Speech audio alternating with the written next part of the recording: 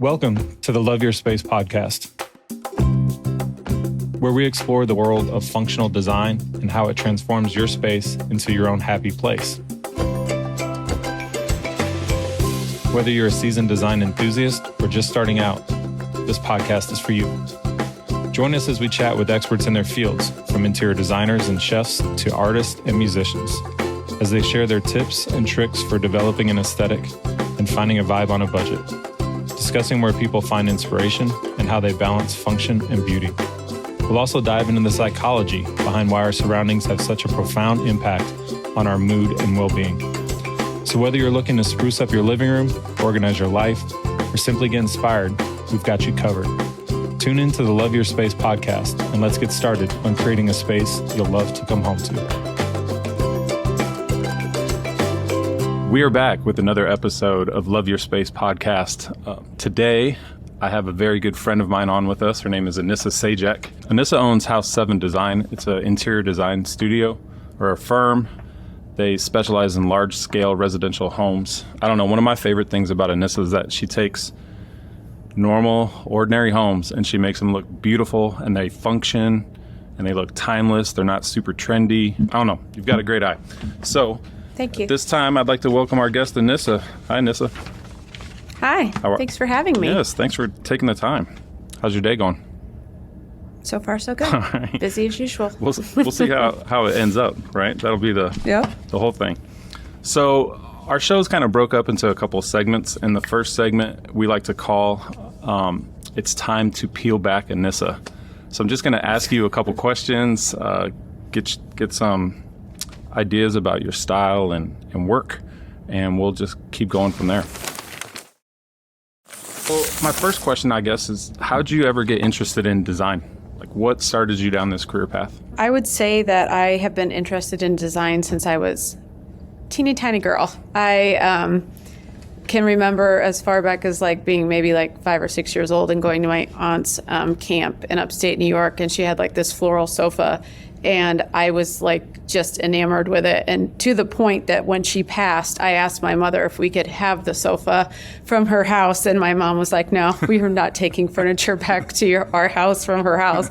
But I just always I loved it. I had a bunch of doll houses growing up that I didn't really play with as far as like people in the dollhouse, but I decorated them, and I would cut up little towels and put them in the cabinets and wallpaper. And it was like my favorite thing to do, like go to the hardware store with my dad and collect like paint swatches and things like that. I just was like really interested in it. And I thought that was like, everybody did that. And, I realized that they don't, but I feel like, so since I was really, really small, that was something that I liked. Like, thankfully my parents were pretty cool, and they let me decorate, like not just my room, but my mom would let me decorate the house.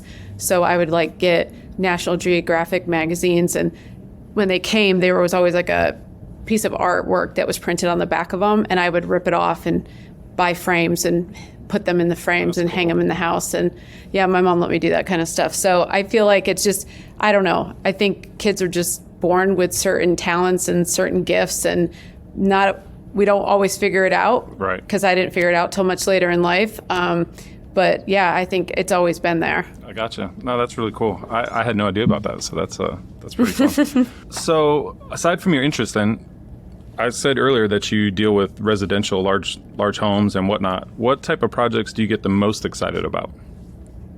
I love residential. I mean, we have some commercial projects now, and we've had some in the past, but I love designing homes where families are actually going to live there, because I think it's not just so much about creating like pretty spaces, but it's like how it's going to be used and how it's going to live on, and just, I don't know, creating some sort of history, especially when it's an older home that a lot of families have lived in, kind of breathing new life into it and giving it like another chance to shine. I think that's like really important. And I love being able to just have, like, just being able to know, like, as I drive around the city or different places that I've worked, like, oh, I got to have a little stamp on that, and it'll be there for a long, long time. So I think residential is definitely where my passion lies. So do you like doing, I know you've done some new builds as well. Do you prefer, like, kind of bringing the old homes back to life, or do you like new stuff, or what's your thoughts? I mean, new stuff's nice.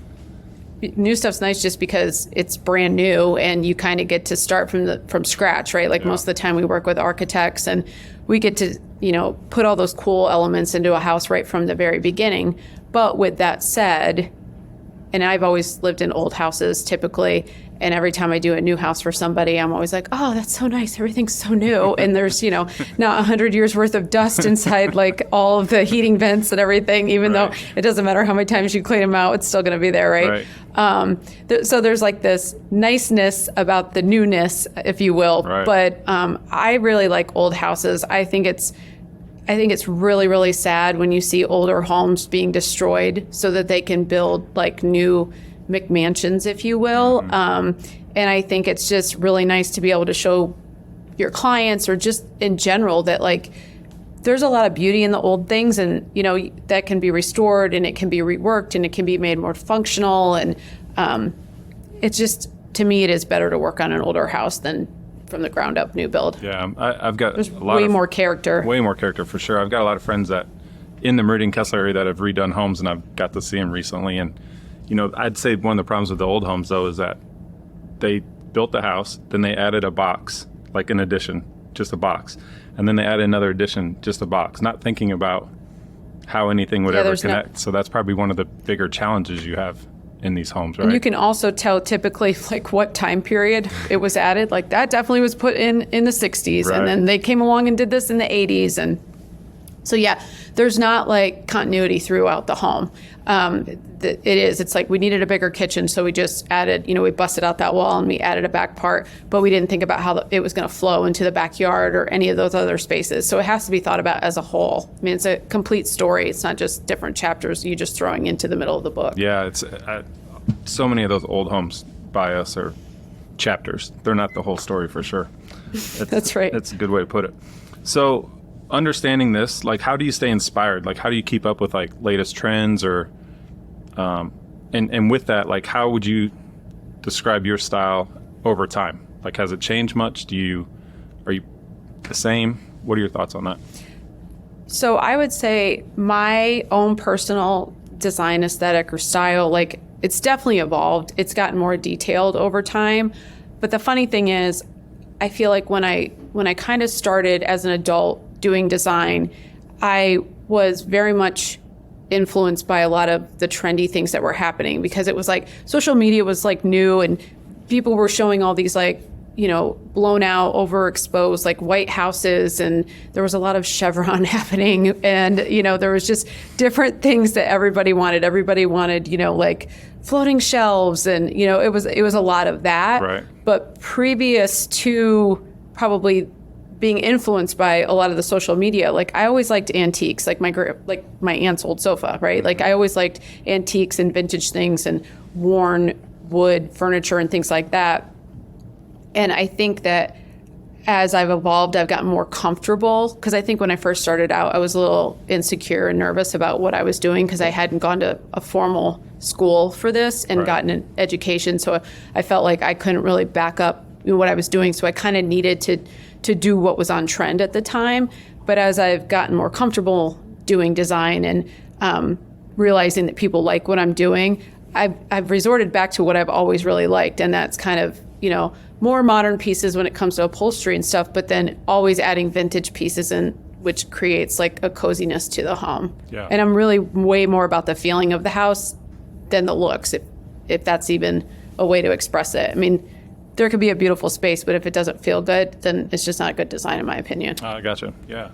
So would you say that maybe in those early stages, you said social media kind of influenced you, but now now it's you. So now if someone's looking at your website or your socials, like, this is Anissa's style, not right. Like, you go into a home and they hire you to do what you do best, not for them to tell you, hey, copy. Yeah. There's a lot of that out there, I think. So it's pretty cool. I mean, I have had a lot of people say to me via social media or just clients like, oh, I always know when I, get on Instagram or, if I'm on Pinterest or whatever, like I immediately know it's a House 7 design, which makes me feel good, because I'm like, without even really purposely doing it, I've created this brand that, because I just stayed true to what I really liked. And I was like, if I wouldn't use it in my own home, I'm definitely not going to put it in a client's house. Yeah, that's cool. So, like, on the topic of Pinterest and social media, like, can you share some of your favorite resources for finding inspiration? Like, do you look at blogs? Do you read magazines, books? Do you go to certain places? So I've always been a magazine junkie. Like, I mean, I've moved a million times, and I think I finally, after like 3 houses ago, was like, okay, I got to throw away some of these magazines that I've been like literally like moving from house to house, like this whole collection of magazines. And then there's days where I'm like, oh, I can't believe I threw that away. I could have totally used that right now. But so I've always loved magazines. And the funny thing is, like, when it comes to magazines, I used to 100% preach. Like, if you look at like Arc Digest, or you look at Elle Decor, you look at any of these higher end design magazines, it's showing you what is going to be mainstream in like 5 years. That used to be how it was, but now with social media, it's everything so fast forward than what it used to be. I feel like in 2008, you could get an Arc Digest, and none of that stuff was mainstream, and it really wasn't like the lighting or the furniture or stuff like that. It didn't really hit mainstream until 5 years later. Well, now what you're seeing in Arc Digest is what people are wanting, because it's what they're seeing all the time, where that wasn't like that before. But I mean, I still love Arc Digest. I still love, my magazines that I get every month. But I mean, definitely Pinterest and also Instagram. I mean, Instagram's been my life for, 8 years now. Yeah. So, I can't say that wouldn't be a huge part of inspiration. And like that, well, you used to be able to curate it to only see what you wanted to see. Sure. Which you can't go and do that again, thankfully. But I feel like those are definitely big influences on inspiration that I pull for design. Yeah, cool. Very cool. We are going to go into our next section now, and that is called Let's See What Sticks.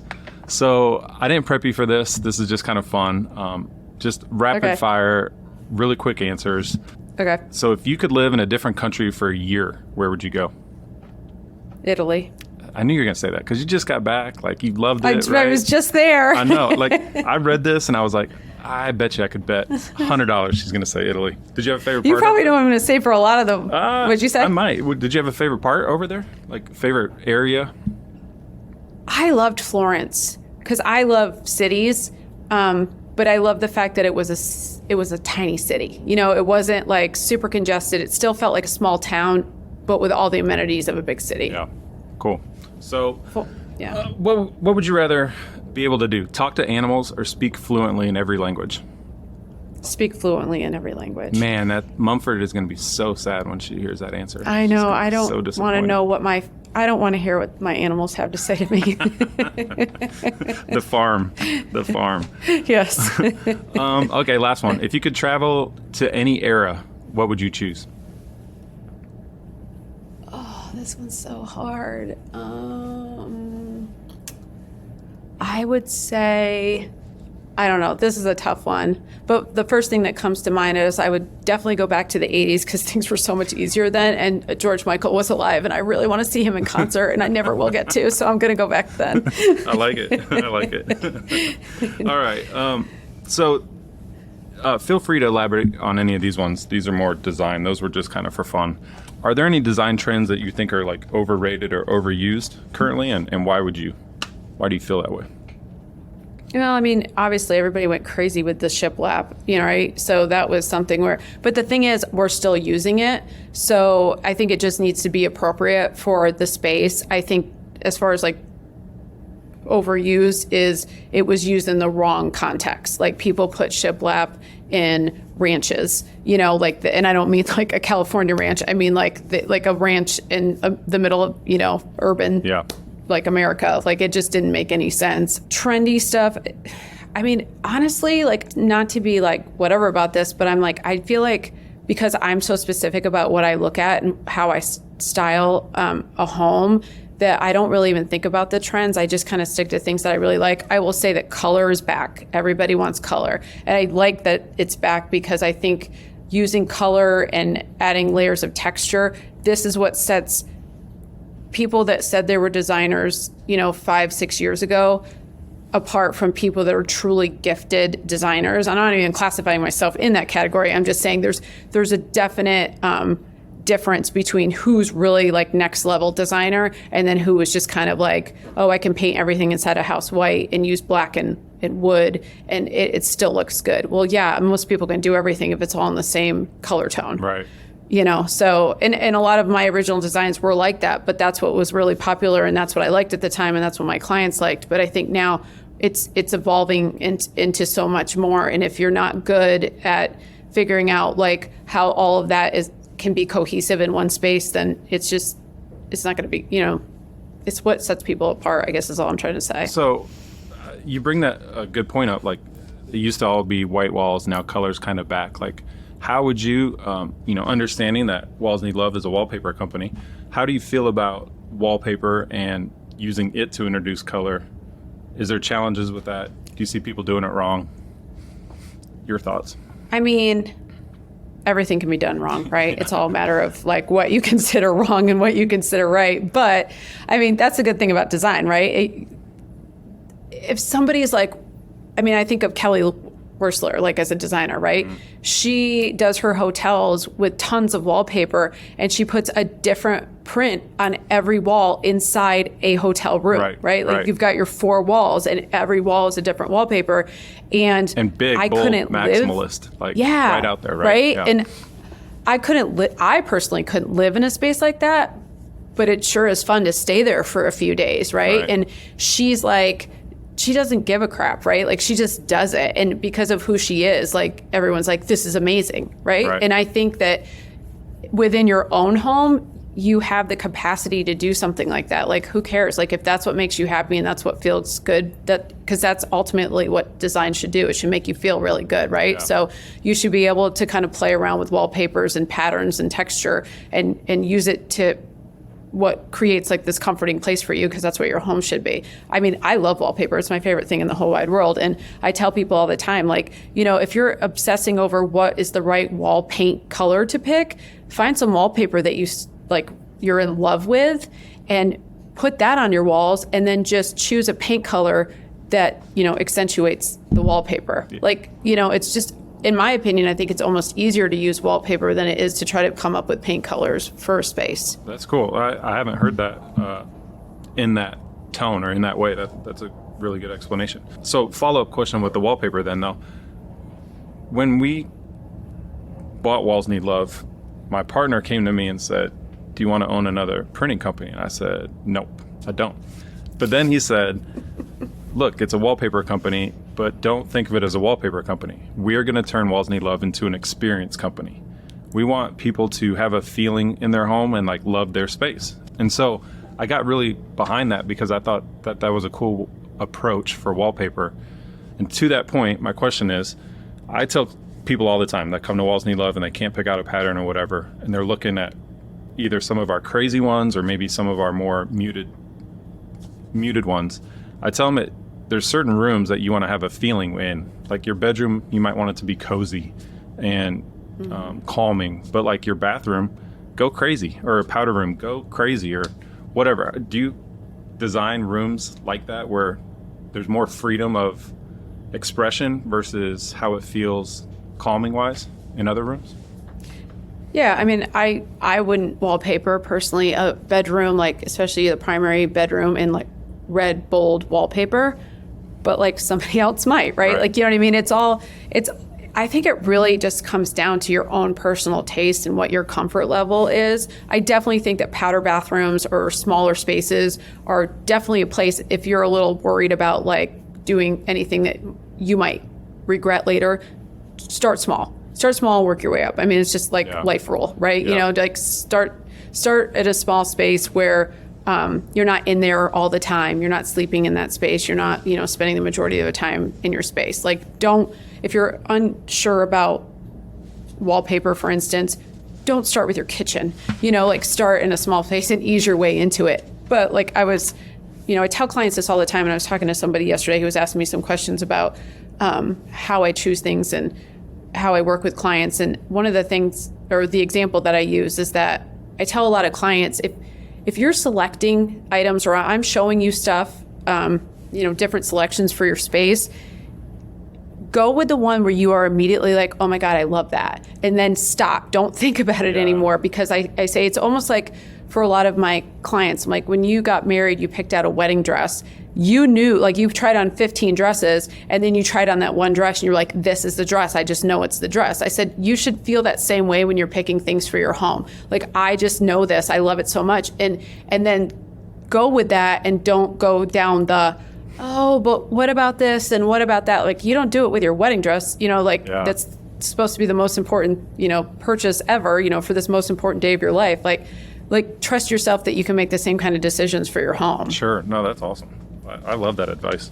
I might steal that and tell other people that one too, if you don't mind. Okay. No, go right ahead. It's all yours.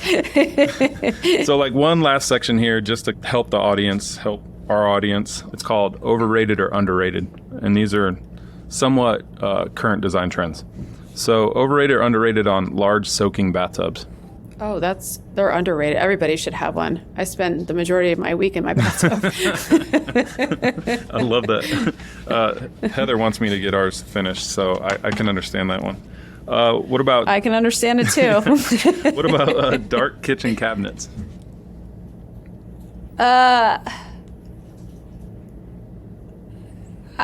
know this is supposed to be fast, but No, I go back and forth on it. I think that you can't go wrong with lighter cabinets. I think that there's definitely might be there might be an expiration date on darker cabinets. And I feel like people are going to kill me for saying that, but I definitely think that in my own personal experience, more people have loved their lighter cabinets longer than their darker cabinets longer. Yeah. But I'm sure somebody will disagree with me on that. Well, I'm in your boat on that one. We had dark ones, and they were just constant maintenance. What about like additional hobby spaces or bonus spaces? Some people have the luxury to go get a bonus space in the house, some don't. But if you had a choice on that, overrated, underrated? I think if it's going to be a space that you actually use, it's definitely underrated. I mean, if you have a need for a space, like we put a bunk room in our house, it gets used constantly because the season of life that we're in, we have, 3 kids and teenage daughters, and they have, our house is the house for sleepovers. Everybody goes there, and I love that, right? And that's what I wanted. So, once they're gone to college, it won't get used probably as much until our youngest gets a little bit older. But I think if you're going to use the space, then definitely do it. But I always tell everybody, listen, you pay a mortgage, most people pay a mortgage every month. You should be using every square foot of your house because you're paying for it in some capacity. So, use those spaces. So it's, in your opinion on that, like it's more about if someone created a space because they thought it was like trendy or whatever to have and it never got used, then what's the point? Right. Yeah. Right. Like I am not a big fan of wasting money.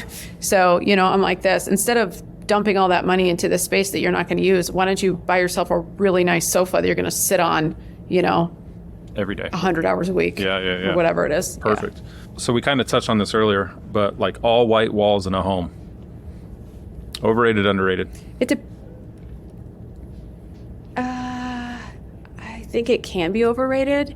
I'm doing a beach house right now, and most of the walls are white because it's on the beach, right? Yeah. But I think if you're in the city or in a different location, you got to have some color. You got to have some texture. You got to have something that shows your personality. Yeah. All white is kind of boring. I think all white was like a big trend, maybe even 5 years ago. But it's all like you brought up earlier. Colors come back, which is great for the wallpaper business. Color is good for wallpaper. And wallpaper's back. Wallpaper is so, it's amazing. I remember as like a teenager, making extra money, scraping 15 layers of wallpaper off of my friend's dad's rental homes, right? And he'd send us in there and be like, scrape wallpaper, right? And, and obviously wallpaper's so different now and it's not what it used to be. So you don't have to do that anymore. But yeah, I think it's so exciting that people want to show color and they want to, they're way more open to that type of thing than they were a few years ago where they wanted everything neutral. Yeah. We're seeing wallpaper used in so many different ways. Like people are using on the risers on stairs or redoing furniture with it or ceilings, the fifth wall, right? That's all coming in even more and more. So, all right, one last one and then we can wrap this. Overrated, underrated on minimalism. So I think it's overrated because I like things. So, and I'm like, you know me, I don't like make any excuses for how much I like stuff. So I'm like, but I also can't live in a cluttered space. It has to be like organized, right? But one of the things that people tell me all the time about our home is I just had a baby shower there last weekend, and there were all these people in my house that I'd never met before. And one of the things that a lot of people kept saying were, I love all your like tchotchkes. I love all your like decor pieces, which I get a lot from like antique shops or thrift stores, things like that, or things we've collected on trips and stuff like that, because I really do think that your home should tell a story, and you shouldn't walk into a home and not know who the people are that live there. There should be some things that actually like speak to who you are as a person, and things that make you remember happy times in your life. And I think it's really important too, when you have children and they're growing up in a home like that there are all these things that like resonate with you and create those like good emotions. Because I've been to homes where it looks like a museum, and that's not fun for anybody. Yeah. No, your home is beautiful in that way for sure. Well, I appreciate your time. To wrap this up, why don't we tell the audience where they can find more of House 7 Design and Anissa? I'm everywhere. That's perfect, right? It should make it easy to find you. No, our website is house7design.com. We're based out of Indianapolis, Indiana, but we do work all over the country. And then on Instagram, obviously, House 7 Design is my handle. And then we're on Pinterest too. Okay. And 7 spelled out, right? House 7 Design. Yes. Thank you. You're welcome. Yes, 7 is spelled out. All right. Well, anyone listening today, be sure you like this podcast. Please subscribe. Come check out Walls Need Love. And please go visit House 7. Thanks, Anissa. Yes, please. Thank you for listening to Love Your Space, a podcast from Walls Need Love. Please like and subscribe wherever you podcast. And follow us on socials at Walls Need Love, or stop by and say hello at wallsneedlove.com. Thank you for sharing your space with us.